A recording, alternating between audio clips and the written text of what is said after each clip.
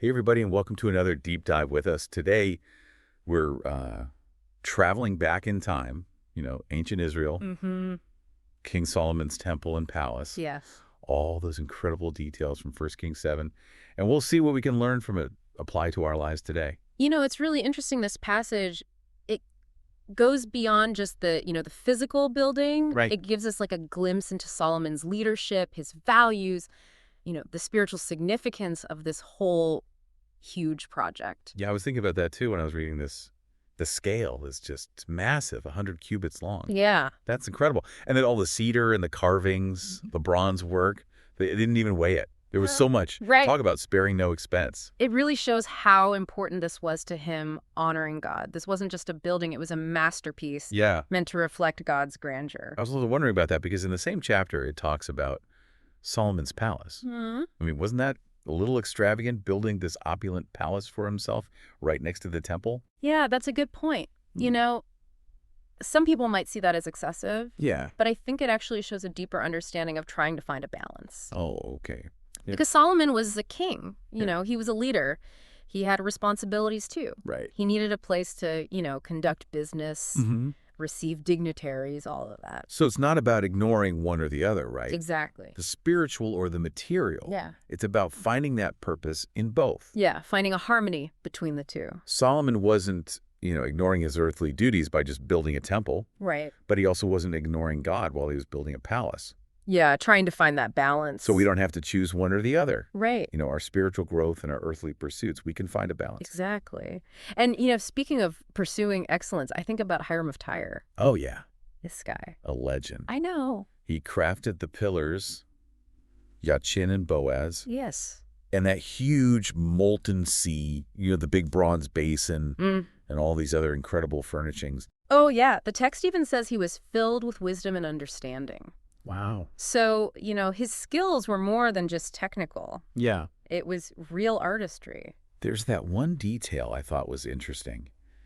It mentions he was a widow's son. Oh, yeah. Makes you think about his background, his dedication, and what his mother must have thought. That's true. It adds a very human element to it. Yeah. This is a real person with a story. I also thought it was interesting that Solomon, sent and fetched Hiram for this. Mm-hmm.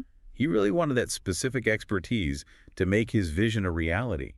Yeah, he recognized the power of collaboration, Yeah. different skill sets. I mean, Right. Solomon could have just tried to do everything himself, Right. but he knew he needed to bring the right people together. I mean, it really makes you think how we approach projects in our own lives today. It does. Do we try to do it all, or do we ask for help? Yeah, do we value the expertise of others? Right.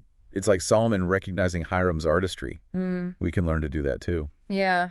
Appreciate the strengths of those around us. Moving beyond individualism Yeah, and really embracing that teamwork. I like that. Yeah. Yeah, That's powerful stuff. Teamwork makes the dream work, like they say. it does. And it reminds us that when we work together, we can build something really amazing, Yeah. A physical structure, a business, a strong community, all those things. Yeah, you can really achieve great things when you work together. Speaking of something greater than ourselves, what about the symbolism in the temple? I mean, we talked about the pillars, but I'm sure there's a lot more to uncover. Absolutely. The temple was more than just a building. It was packed full of symbolism. Every little detail, from the layout to the decorations, they all meant something deeper. Okay, well, let's break it down a little bit. You mentioned those two huge pillars, Jachin and Boaz. What was their significance? Well, those pillars, they were right at the entrance of the temple, and they probably represented strength and stability, like an unshakable foundation for the temple and for their faith. I see. So they were more than just decorations. They were like symbols of the ideas behind the temple. Yeah, exactly. And there was that molten sea, remember, that big bronze basin Yeah. that probably symbolized purification and abundance. Wow, it's interesting how something so practical, like a water basin, can have such a deep meaning. It's true. The designers of the temple were very intentional. Nothing was there by accident. It all had a purpose, both practical and symbolic. It makes you think about the symbolism in our own lives, right? I mean, we're not building temples, but we're always creating spaces that have meaning to us. That's a great point. It makes you think about what we surround ourselves with and what those things represent. Yeah, the artwork in our homes, the clothes we wear, even how we arrange our furniture.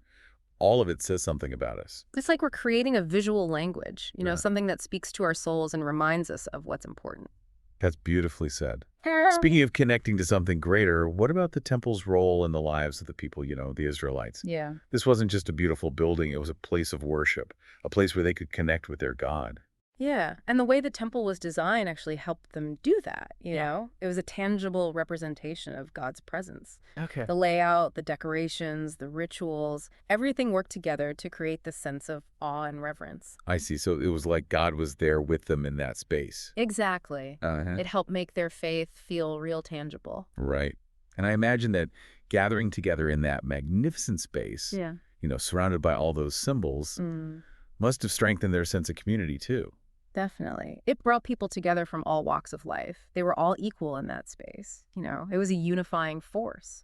So the temple was this incredible catalyst for both personal spiritual growth and bringing people together. It really was. It makes you think about the spaces and experiences in our own lives that make us feel connected, to something bigger than ourselves. Yeah. So if the temple was like a temple to their faith, what are the temples that we build in our lives? Our homes, our communities, our relationships. Those are all great examples. Yeah. And, it doesn't have to be a physical building. Building a temple can be about cultivating spaces, both internal and external, that nurture our values and our relationships. So we all have the power to create meaningful spaces in our lives no matter what our circumstances are. Exactly. And it's not just about the physical stuff. It's about investing ourselves, our time, our energy into something that reflects who we are. That makes sense. And just like Solomon's temple took years to build these spaces in our own lives. Take time and dedication. Absolutely. It's a process. It's about constantly growing and refining. But if we put in the effort, we can create spaces that bring us joy and fulfillment. I love that. It's really amazing to think about the impact of Solomon's temple. It wasn't just a building that stood for a few hundred years. It became this symbol for, the Israelites. Yeah, it really resonated with them. Their values, their faith, their connection to God. Right, and it wasn't just the people who went there. The stories and teachings that got passed down through generations. Right. It shaped their whole culture. It's like what we build today can have this ripple effect and influence people later on too. Definitely. It's like planting a seed that grows into a huge tree. It provides shade and shelter for generations to come. It really makes you think about the legacy we're leaving behind. What are we doing today that will make a difference tomorrow? That's a good question. It makes you think about our choices and our actions, and how we're impacting the world. So it's not just about building something for ourselves, it's about making the world a better place. Exactly. And Solomon's temple was built on faith. Careful planning, understanding the people. Right. So we need a good foundation too. Yeah, a grand vision is great, but we need to think about the practical side of things. And just like Solomon asked Hiram for help, we can ask for guidance too, from mentors, teachers, even our own families. That's right. It's like having a master builder right there with you, helping you along the way. And we can't forget about perseverance. Building something great takes time and effort, Yeah. Solomon's temple wasn't built overnight, and our dreams won't be either. There will be challenges and setbacks, times when we want to give up. Right. But if we stick with it like Solomon, we can achieve great things. It's that feeling of accomplishment, when you've put your heart and soul into something. That's what makes it all worthwhile. Well, this has been an incredible deep dive into Solomon's temple. It's not just about an ancient building. It's about those timeless principles, balanced collaboration, striving for something bigger than ourselves. And those principles are just as important today, whether we're building a career, a family, a community, whatever it is, these lessons can guide us. It's amazing how these stories from so long ago can still teach us so much. They really can. Thanks for joining us on this journey, everybody. Until next time, keep exploring, keep learning, and keep building.